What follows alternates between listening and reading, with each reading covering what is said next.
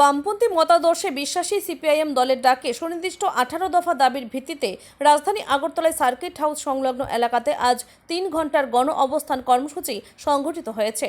শান্তিপূর্ণ এই রাজনৈতিক কর্মসূচিতে সংগঠনের ত্রিপুরা রাজ্য পরিষদের সম্পাদক মিলন বৈদ্য সহ বিভিন্ন স্তরের শীর্ষ নেতৃত্ব এবং কর্মীরা উপস্থিত ছিলেন। এই গণ অবস্থান কর্মসূচিতে বিভিন্ন অংশের বক্তারা নিজেদের আলোচনার মধ্য দিয়ে সর্বভারতীয় এবং রাজ্যের পরিপ্রেক্ষিত নিয়ে আলোচনা করে দলের দৃষ্টিভঙ্গি ব্যাখ্যা করেন। সংবাদ মাধ্যমের প্রতিনিধিদের সাথে কথা বলার সময় মিলন বৈদ্য দাবি করেন, সাম্প্রতিক গতিতে সংগঠনের কেন্দ্রীয় পরিষদের বৈঠকে গৃহীত সিদ্ধান্ত মোতায়েন আজকের এই অবস্থান কর্মসূচি। পাশাপাশি তিনি দাবি করেন, শ্রমিকদের স্বার্থ সংশ্লিষ্ট বিষয়সহ মোট 18 দফা দাবির ভিত্তিতে আজকের এই কর্মসূচির দাবিতে সংগঠন আগামী দিনেও দাবি পূরণ না হওয়া পর্যন্ত লড়াইয়ের ময়দানে থাকবে। Bureau report, Tripura news Bangla. গত মে মাসে আমাদের পার্টির ন্যাশনাল কাউন্সিল মিটিং হয় দিল্লিতে 9 থেকে 11 মে পর্যন্ত। ওই মিটিংয়ে সিদ্ধান্ত হয় সারা দেশব্যাপী 6 আগস্ট থেকে 15 আগস্ট পর্যন্ত পদযাত্রা, বিক্ষোভ, গণ অবস্থান, মিছিল মিটিং সংগঠিত করা হল। এই মিছিল মিটিং সংগঠিত করার উদ্দেশ্য হলো আগামী 1 সেপ্টেম্বর আমরা আমাদের পার্টির নেতৃত্বে দিল্লি অভিযান সংগঠিত হবে এবং এই দিল্লি অভিযান হবে রামলীলা ময়দানে। পাশাপাশি আমরা লক্ষ্য করেছি আমেরিকা এবং ইসরায়েল গত কয়েক মাস ধরে ইরানের উপর আক্রমণ সংগঠিত করেছে যৌথভাবে, এবং এই আক্রমণের ফলে ইরানের যে ধর্মীয় প্রধান আয়াতুল্লাহ খামেনিকে হত্যা করা হয়েছে।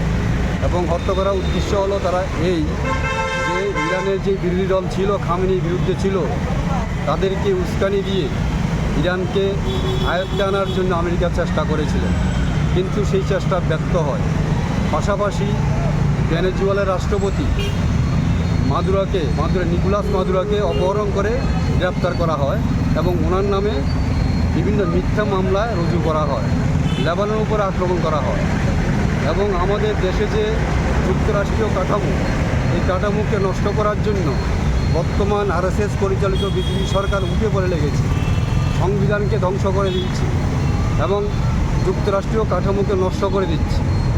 এর বিরুদ্ধে পাশাপাশি আমরা 18টি দাবি নিয়ে, বিশেষ করে পেট্রোলের দাম বৃদ্ধি, ডিজেলের দাম বৃদ্ধি, নিত্য প্রয়োজনীয় জিনিসের দাম বৃদ্ধি, জিরামজি বাতিল করে রেগাকে পুনরায় স্থাপন করার জন্য এবং রেগার মজুরিকে 700 টাকা দৈনিক করার জন্য এবং কাজের দিনকে বাড়ানোর জন্য 200 দিন কাজের জন্য আমরা দাবি করেছি।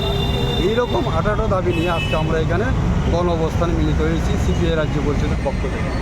কত ঘন্টার এই গণ অবস্থান 3 ঘন্টা চলবে, 2টা পর্যন্ত চলবে। 3 ঘন্টা আমার গণ অবস্থান আয়োজন করা হয়েছে এবং আমাদের দাবিগুলি আপনাদের মাধ্যমে রাজ্যের আপামর জনগণের কাছে পৌঁছে দেওয়ার জন্য আমরা আহ্বান জানাচ্ছি।